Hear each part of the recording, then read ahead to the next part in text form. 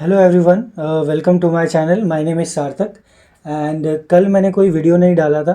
ठीक है, और मैंने कल मॉक नंबर 18 डाला था, मगर मैंने इसका शॉर्ट डाल दिया था, आप सबने देख लिया होगा।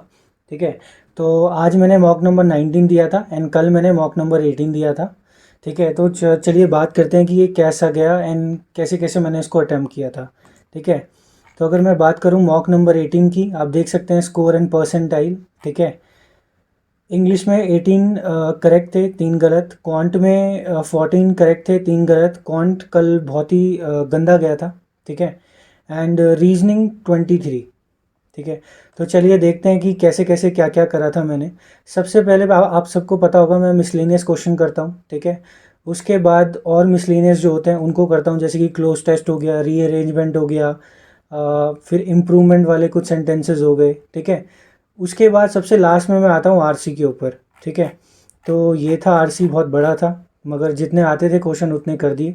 ठीक है, इसमें ज़्यादा कुछ था नहीं। एंड फिर क्वांट में चलते हैं।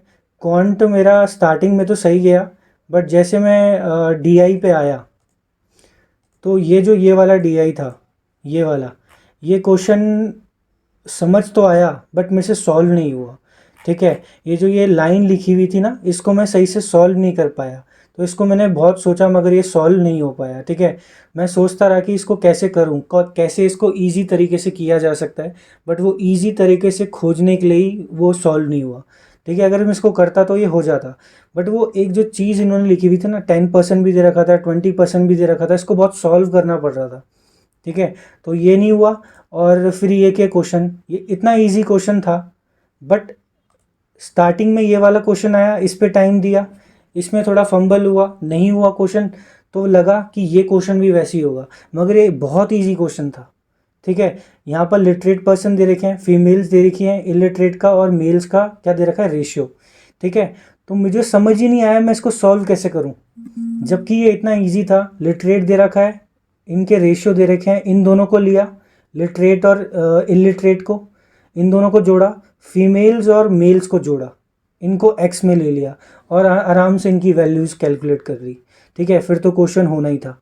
ठीक है, तो बस यही क्लिक नहीं हुआ क्योंकि इसकी वजह से, ठीक है, इसके वजह से पूरा टाइम वेस्ट हो गया था और फिर इसको भी नहीं कर पाया मैं। ठीक है, तो यही चीज़ें आपको मॉक्स में सीखनी है कि आपके साथ एग्ज़ाम में क्या हो सकता है, तभी बोलते हैं कि आपको मॉक्स लगानी चाहिए डेली।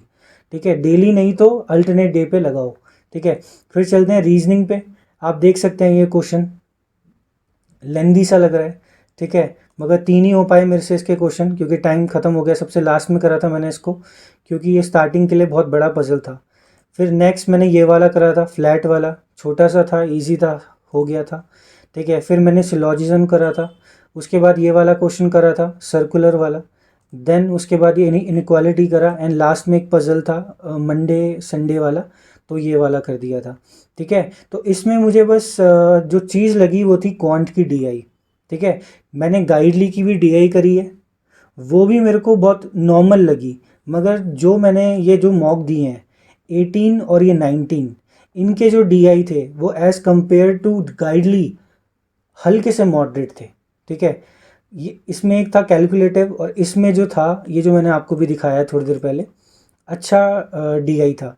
ठीक है, आप ज़रूर इसको ट्राई करना, और जिसने ये दिया होगा बताना आपको कैसा लगा, आपने इसको उस 20 मिनट्स में सॉल्व करा था नहीं करा था। ठीक है, अब चलते हैं मॉक नंबर 19 जो मैंने आज दिया है, थोड़ी देर पहले ही दिया है। ठीक है, इसमें स्कोर सेम रहा है जैसा कल का रहा था, परसेंटाइल 95 है। इसमें जो सेक्शन मेरा ख़राब गया वो गया इंग्लिश। ठीक है, क्वांट भी इतना अच्छा नहीं गया बट ठीक था, कल से तो ठीक था। 19 इसमें हुए और रीजनिंग में हुआ है 24। ठीक है, तो यहाँ पर आज जो मेरा इंग्लिश में ख़राब गया वो गया मेरा वोकैब सेक्शन। ठीक है, जैसे क्लोज टेस्ट वाले क्वेश्चन होते हैं, इसमें जैसे यहाँ लिखा हुआ था, ये था स्पैरोज़ के ऊपर, तो स्पैरोज़ जो अपने नेस्ट बनाते हैं वो चिमनीज़ वगैरह में बनाते हैं, इसका मतलब नहीं पता था बट चिमनी सामने था तो लगा दिया, बट वो ये होना था। ठीक है, तो यहीं पर वोकैब का आया। सर्ज का मतलब इन सब में से थोड़ा सेम ही होता है, तो मुझे अपहीवल लगा, मगर यहाँ पर जंप है। ठीक है, तो मेरा जो सेक्शन बेकार गया था इंग्लिश में वो गया वोकैब वाला सेक्शन। ठीक है, ऐसा नहीं हो सकती कि आपको कि सारे वोकैब आएंगे। ठीक है, कभी कभी बहुत क्लोज ऑप्शंस होते हैं जहाँ पर आप गलती कर देते हैं। ठीक है, अगर आपको वोकैब आती है तो ठीक है, अगर आपने गलती करी है तो उसके बाद जब आपका मॉक ख़त्म होता है तो क्या करो, जो आपको वर्ड्स नहीं आए उनको नोट डाउन कर लो। मैं नोट डाउन नहीं करता, मैं गूगल में सीधा वर्ड को सर्च करता हूँ, उनका मीनिंग देखा और उसका स्क्रीनशॉट ले लिया। ठीक है, तो मेरे पे ऐसे बहुत सारे स्क्रीनशॉट लिए हुए हैं मैंने, मैं उनको रिवाइज करता रहता हूँ। ठीक है, तो बस यही वाला सेक्शन ख़राब गया था, ये वाला ट्राई करा था बट नहीं बना, ये पैरा जंबल। और एरर का मेरे से एक ही क्वेश्चन हुआ, ये वाला। ठीक है, फिर चलते हैं क्वांट में। क्वांट में ठीक थे क्वेश्चन, अर्थमेटिक से स्टार्ट हुआ था। इन्होंने ये दे रखा था, क्या बोलते हैं, ये अप्रॉक्सीमेशन दे रखा था। एक अप्रॉक्सीमेशन मेरे से नहीं हुआ। उसके बाद ये डीआई था, डीआई अच्छा था, हो गया था। ठीक है, एंड उसके बाद ये कुछ क्वेश्चंस थे अर्थमेटिक के, फिर ये वाला भी डीआई था। तो ये वाले डीआई थोड़े डुएबल थे। ठीक है, as compared to previous day जो था वो थोड़ा कैलकुलेटिव था एंड मॉडरेट था, बट ये वाले नॉर्मल थे। ठीक है, जैसे एग्ज़ाम के लेवल का होता है। ठीक है, फिर ये था, ये जो मतलब जो हुए वो हो गए मेरे से। इसमें मुझे ऐसा नहीं लगा कुछ डिफ़िकल्ट था या कुछ था, बट ये था कि मेरी स्पीड थोड़ी नॉर्मल थी तो इसलिए थोड़े कम क्वेश्चन अटैम्प्ट हुए। फिर चलते हैं रीजनिंग पे।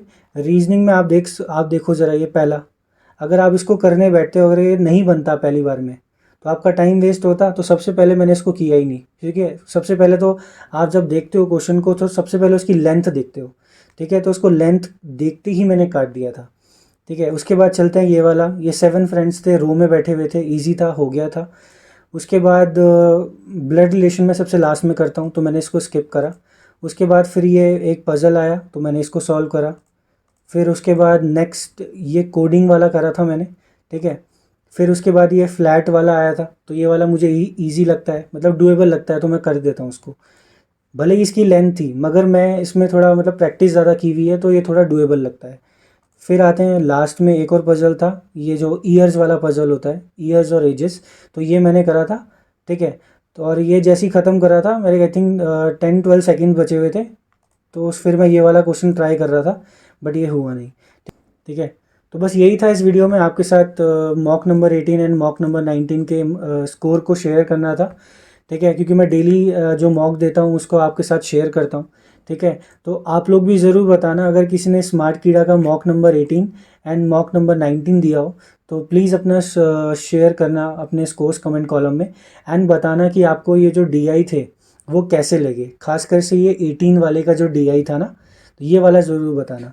ठीक है, और आपको अगर कोई भी डाउट होता है तो आप बिल्कुल पूछ सकते हैं कमेंट कॉलम में। ठीक है, तो बस यही था इस वीडियो में, तो मिलते हैं अगली वीडियो में, and thank you for watching this video. Thank you.